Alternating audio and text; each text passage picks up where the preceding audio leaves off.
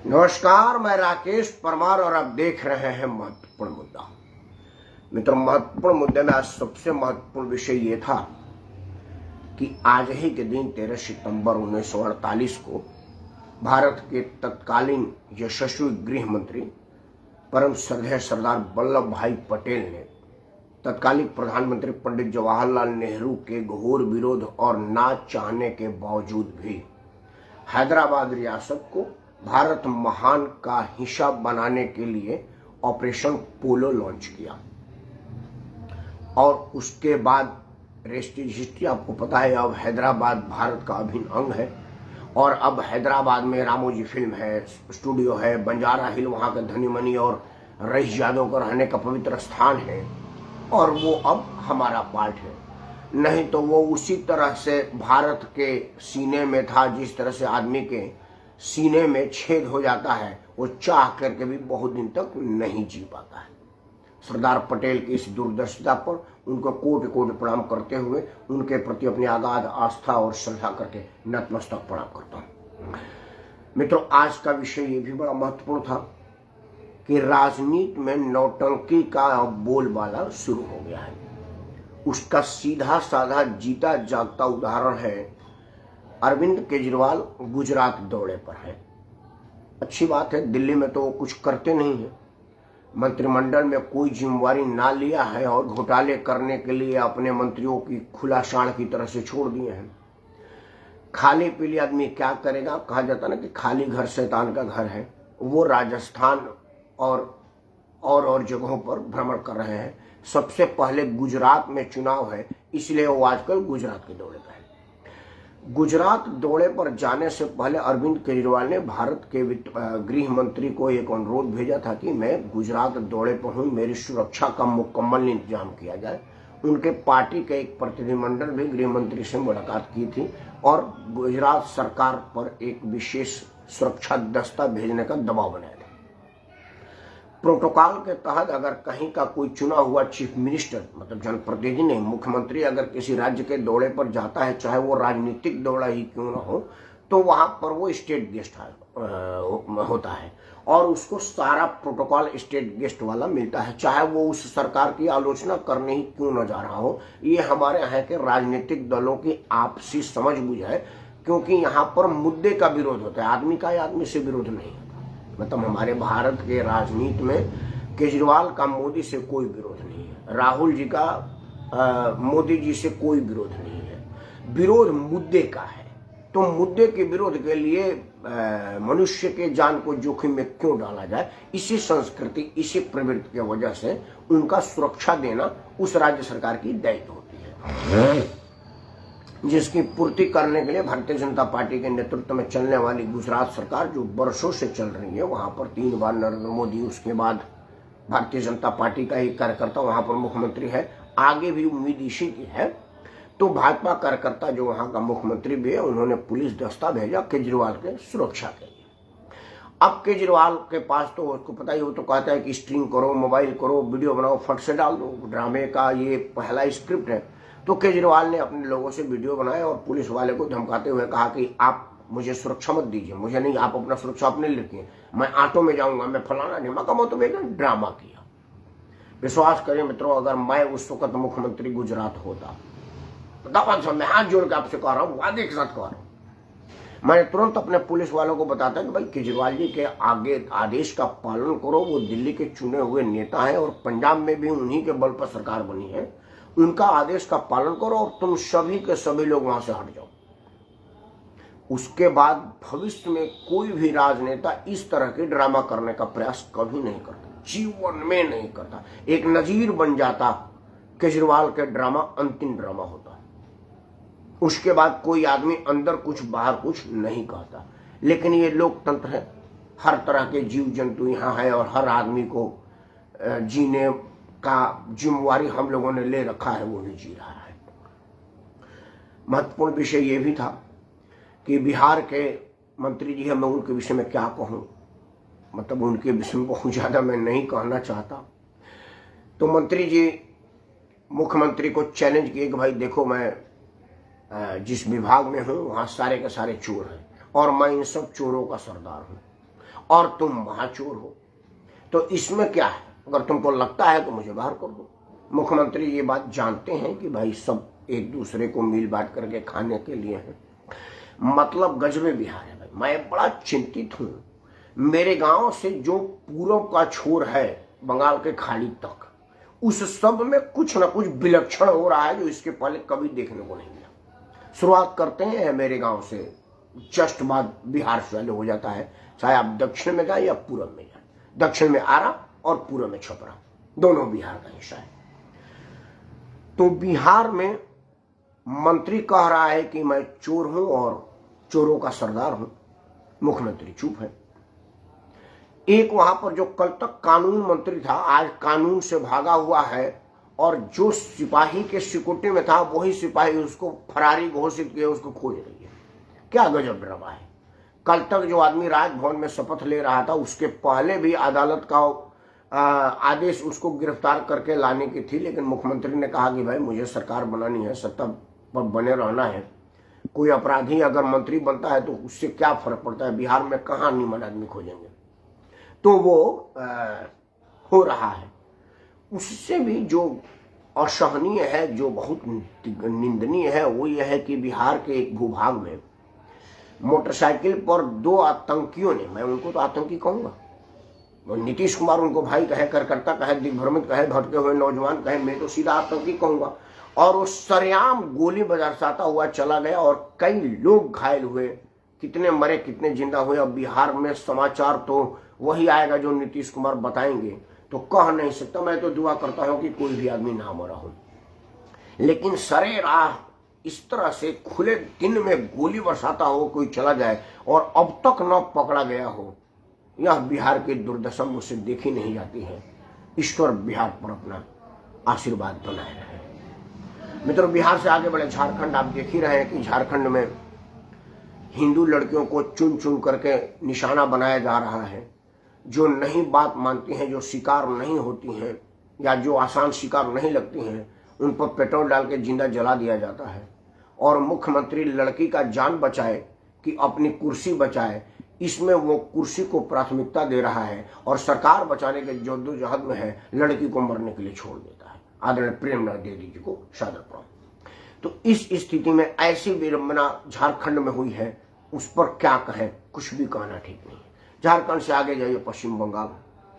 पश्चिम बंगाल में अब तक, जब तक ममता बनर्जी मुख्यमंत्री जब से हैं, तब से कुछ भी कहना कम कहना है। मतलब हिंदुओं को चुन चुन करके टारगेट करना, जम्मू कश्मीर के तरह से टारगेट किलिंग और टारगेट इंसल्टिंग जो पश्चिम बंगाल के तृणमूल कांग्रेस के कार्यकर्ताओं और तृणमूल कांग्रेस के सिपाहियों, मतलब मैंने एक बार पहले कार्यक्रम किया था और एक चैनल पर भी बोला था कि सबसे पहले तो पश्चिम बंगाल में पुलिस भर्ती की जाए, क्योंकि जितने पुलिस वाले हैं वो सब ममता बनर्जी के पार्टी के राजनीतिक सिपाही हो गए हैं। सरकार तनख्वाह सरकार से लेते हैं, लेकिन काम वो ममता बनर्जी की करते हैं। इस पर तुरंत कोई कार्रवाई हो, लेकिन वो चूंकि होना नहीं है, क्योंकि जब ममता बनर्जी सिमोरियल ड्रेस में डीजीपी को अपने राजनीतिक के मैदान में खड़ा कर सकती हैं, अपने हड़ताल पर बैठा सकती हैं, तो फिर अब आगे सिपाहियों की क्या? तो सोचने वाली बात है। उन बेचारों के लिए आगे कुआं पीछे खाई वाली हाल है। आज एक सिपाही भीड़ के हाथे चढ़ गया, लठ मार रहा था, मारते मारते भीड़ ज्यादा हो गई और पुलिस वाले भाग खड़े हुए, वो अकेला बच गया, वही लठ उस पर बजी। मैं उस बात की निंदा करता हूँ, घोर निंदा करता हूँ। लेकिन वो सब भटके हुए नौजवान थे जिन्होंने गलती से उस पुलिस वाले को मार दिया, उनको वही सजा दी जाएगी जो जम्मू कश्मीर में भटके हुए नौजवानों को आम माफी दी जाती है। क्योंकि भटका हुआ नौजवान कश्मीर में नहीं होता, कलकत्ता में भी होता है। और ये जो दो चार कुछ भटके हुए नौजवानों ने पुलिस पर हमला किया है, वो उसी आम माफी योजना के अंतर्गत आते हैं। लेकिन जो सबसे दुखद है पश्चिम बंगाल में आज नए विधानसभा भवन के घेराव का भारतीय जनता पार्टी ने कार्यक्रम बनाया था। ये होता है, हम लोग भी देश में कई हिस्सों में इस तरह के विरोध प्रदर्शन को कवर करने गए हैं, इस विरोध प्रदर्शन में हिस्सा लेने गए हैं, इस प्रदर्शन को दर्शक के रूप में देखने गए हैं। सामाजिक कार्यकर्ता होने के नाते विरोध प्रदर्शन, धरना प्रदर्शन, मुजाहरा वगैरह, ये सब चीज कोई मेरे लिए नई बात नहीं है। 30-35 साल से डे टू डे फंक्शन का ये काम है और हम इसको देख रहे हैं। मैं एक चीज नहीं समझ पाया कि आपके इस तरह के बिहेवियर को क्या उस तरह से कुचला जाए जिस तरह से अंग्रेज हमको कुचलते थे? क्या उस तरह से उसको दमन किया जाए कि जैसे कोई दुश्मन देश का आतंकी हो और हत्थे चढ़ गया, उसको इन केर प्रकेर जान मार करके ही छोड़ो? राजनीति में विरोध एक परंपरागत हथियार है और गांधी जी बता के गए हैं कि आप आंदोलन करिए, आप सड़क पर आइए, अपनी बात रखिए, जनता को अपने साथ लीजिए और सरकार को मजबूर कीजिए अपने बातों को एड्रेस कराने के लिए, अपने बातों को मानने के लिए। यह गांधी जी का दिया हुआ हथियार है। गांधी जी के दिए हुए हथियार का जब शांतिपूर्ण इस्तेमाल हो रहा है तो उस पर जानलेवा हमला करके दमन करने की क्या जरूरत है? पश्चिम बंगाल की पुलिस ने जिस तरीके से मतलब वो जो लठ चला रहे थे वो लठ प्रदर्शनकारियों को रोकने के लिए नहीं चला रहे थे, आदमी की जान लेने की प्रवृत्ति से चला रहे थे। और यह बर्दाश्त की योग्य नहीं है, क्योंकि अगर इस तरह की परंपरा देश में लागू हो जाती है कि जो सरकारें हैं वो अपने विरुद्ध की प्रदर्शन को जानलेवा हमला करने की प्रवृत्ति से कुचले, तो फिर अंग्रेज में, मुगल में और बाकी विदेशी आक्रांताओं में और तुम में क्या फर्क रह जाएगा? मैं पश्चिम बंगाल की आज घटना की जितनी निंदा जी है कड़ी और बड़ी शब्दों में वो करता हूँ और पश्चिम बंगाल के लोगों से हाथ जोड़ कर आह्वान करता हूँ कि आप इस बात के लिए ममता बनर्जी का साथ ना दें कि ममता बनर्जी ममता बंदोपाध्याय है और बाद में उसने अपना गोत्र भी बता दिया कि वो ब्राह्मण है, और इस चक्कर में आप ब्राह्मण के नाम पर उसको वोट दे दें और वोट होने के बाद जो आपके साथ हश्र होता है उसकी भी जरा परिकल्पना कर लीजिए, उसको भी एक बार देख लीजिए कि ममता बनर्जी ने कितने ब्राह्मणों को चुन चुन करके मरवा दिया, कितने पंडित जी लोगों को दुर्गा पंडाल में पूजा करने की इजाजत दी, कितने पंडित जी लोग कहा कि भाई तुम पंडित मान करके मैं वोट दिए हो तो एक काम करो, तुम मूर्ति विसर्जन कर सकते हो, बाकी लोगों के लिए मुसलमानों का पूजा में व्यवधान हो रहा है, हम रोक दे रहे हैं। इस विषय पर एक बार हमारे हिंदू भाई जरूर विचार कर लें, क्योंकि मैं पिछले बार पश्चिम बंगाल में था और एक ही प्रश्न सुनने को मिला, अपनी है मेरे बलिया के तिवारी जी हैं, बहुत बड़े पर्सनैलिटी है, वहां पर अच्छा खासा पकड़ है, कांग्रेस के कदावर नेता हैं, मेरा ठहरने का इंतजाम उन्होंने ही किया था और उन्हीं के यहाँ ठहरा था और उन्हीं की गाड़ी में घूम रहा था। जब मैं शाम को उनके साथ खाना खाने बैठा तो बोले कि राकेश भाई क्या देख रहे हो? मुझे तो लग रहा है कि ममता बनर्जी चली जाएगी। ना परमा जी नहीं जाएगी। मैंने क्यों? बोला आपको पता है पश्चिम बंगाल में ब्राह्मण वोट कितना है? मैं बोला इसमें ब्राह्मण कहाँ से आया? अरे तो ममता बनर्जी ब्राह्मणी तो है। मैं बोला जी ममता बनर्जी आपके पूजा पंडाल को तुलवा दी थी, इस बात की जानकारी है? कोई बात नहीं, कुछ भी की तो अपनी तो है, गुजरात के बनिया से तो खास है, साथ ही तो रहना है। यह एक घातक प्रवृत्ति डेवलप हो रहा है कि अगर मैं राकेश सिंह परमार हूं तो गुंडा परमार को भी अपना भाई मान लूं, अगर मैं राकेश पांडे हूं तो आतंकी पांडे को भी अपना भाई मान लूं, अगर मैं राकेश कुर्मी हूं तो आतंकी और बदमाश और छिनताई करने वाला को भी अपना मान लूं। इस प्रवृत्ति को जितना जल्दी हो सके भूलना चाहिए, छोड़ना चाहिए, नहीं तो हश्र आपका पश्चिम बंगाल जैसा होगा। मित्रों, पश्चिम बंगाल के बाद आते हैं विरोध को दमनकारी नीति पर ही चर्चा है तो सब विषय पर 2-2 मिनट की बात करें। राहुल गांधी कन्याकुमारी से 12 राज्य की यात्रा पर निकले हैं और उनका नाम दिया है भारत जोड़ो। पहले मैं इस पर एक कार्यक्रम कर चुका हूं कि भारत पहले तोड़ो तब तो जोड़ो, तोड़ने वाला तो काम आपके पिताजी के नाना जी ने कर दिया, तो क्या आप उसको जोड़ने का आह्वान पर निकले हैं? तो फिर कराची से निकलिए, भाई कन्याकुमारी से निकलने का क्या मतलब है? लेकिन वो बाद में पता चला कि नहीं, ये जो भारत अभी वाला है विकसित भारत, जिसको भारत महान के नेताओं ने बड़ा शानदार विकसित किया है, उसको जोड़ना है। उनका कहना है कि अंदर इसमें बहुत टूट होने वाली है या हो रही है, सामाजिक टूट है। बड़ी अच्छी बात, आप राजनेता हैं, मेरे ख्याल से अभी जितने लोग संसद में सदस्य हैं उसमें से अगर सबसे सीनियर नहीं होंगे तो कम से कम जूनियर भी नहीं है। बहुत दिन से आप लगातार संसद सदस्य हैं, मेरे ख्याल से 2004 से, और 4 से 22 करीब 18 साल के हो गए आप संसद में सदस्यता है आपका, तो इतने में तो आपको परिपक्वता आ जानी चाहिए। आप एक देश के सबसे पुरानी भारतीय राष्ट्रीय कांग्रेस के राष्ट्रीय अध्यक्ष रह चुके हैं। आपकी प्रोफाइल देश हित की सोचने की एकदम बिल्कुल ठीक है। लेकिन राजीव गांधी जी के परम पुत्र, प्रिय पुत्र, प्यारे पुत्र राहुल जी, आप भारत को बाद में जोड़िएगा, पहले कांग्रेस के राजस्थान यूनिट को जोड़ लीजिए जहां एकमात्र आपकी सरकार बची है। आज आपके राजस्थान यूनिट की जो जगहसाई आपकी उन्होंने किया है पूरे दुनिया में, उसकी बानगी आपके सामने रख देता हूं। आपको पता ही चल गया होगा। अब वो अलग बात है कि आप बेहद बेशर्मी से या लाचारी से उस पर कुछ ना बोलने की मजबूरी से उसको एड्रेस ना करें, वो अलग बात है। आज राजस्थान के क्षेत्र में एक कार्यक्रम था। मुख्यमंत्री के आने के पहले वहां पर आदेश पारित किया गया मंच और से माइक के द्वारा कि देखिए माननीय मुख्यमंत्री आएंगे, आप लोगों को सिर्फ अशोक गहलोत जिंदाबाद और राजीव गांधी अमर रहे का नारा लगाना है। अगर कोई तीसरा नारा लग जाएगा तो आप सब के सब जेल में ठूस दिए जाओगे। फिर मेरे को मत कहना कि जी मैं जेल में कैसे चला गया। उन्होंने ये भी हिदायत दी कि देखो कई बार होता क्या है कि आपका पड़ोसी कुछ हैंकी पैंकी कर जाता है और बदले में सजाए आप पा जाते हैं। तो इस बात का ध्यान रहे, जैसे कोई आपके बगल का आदमी राजीव गांधी जिंदाबाद और अशोक गहलोत अमर रहे के अलावा बोलता है तो आप तुरंत पुलिस को बोलिए, पुलिस उनको उठा करके ले जाएगी। लोकतंत्र का ये कौन सा अध्याय राहुल जी आपकी पार्टी कर रही है, जहां पर जयकारा लगाने का भी स्क्रिप्ट दिया जा रहा है। यह इसके पहले कभी नहीं हुआ था। दूसरा और सबसे अहम बात है कि आपके राजस्थान के राज्य का एक मंत्री, चुना हुआ जनप्रतिनिधि, ट्वीट करके कहता है कि चप्पल जूता चलवा करके पायलट साहब आप अगर मुख्यमंत्री बनना चाहते हो तो तुरंत बन जाइए, लेकिन आप बनेंगे नहीं। वो कादर खान का डायलॉग मार रहा है कि भगवान तुम्हारा भला करे, लेकिन करेगा नहीं। ये कादर खान साहब का एक बड़ा पुराना डायलॉग है सिनेमा का। तो वो कादर खान जैसा कॉमेडी डायलॉग आपके लोग बोल रहे हैं। यह चीज आप विचार करिएगा। मेरे ख्याल से आप सचिन पायलट और अशोक गहलोत को जोड़िए, क्योंकि उसमें राजस्थान का भला है, क्योंकि एकमात्र अब राजस्थान ही रह गई है जहां पर आपका सरकार है।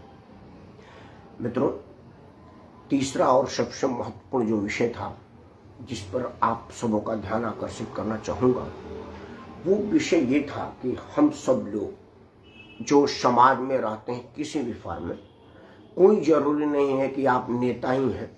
मोहनदास करमचंद गांधी तो चौनिया मेंबर भी कांग्रेस के नहीं थे। मेरे अपने गांव के लोकनायक जयप्रकाश नारायण तो जनता पार्टी के मेंबर भी नहीं थे, ना ही उन्होंने कोई दायित्व अपने ऊपर लिया था, लेकिन समस्त राष्ट्र को एक कर दिया था।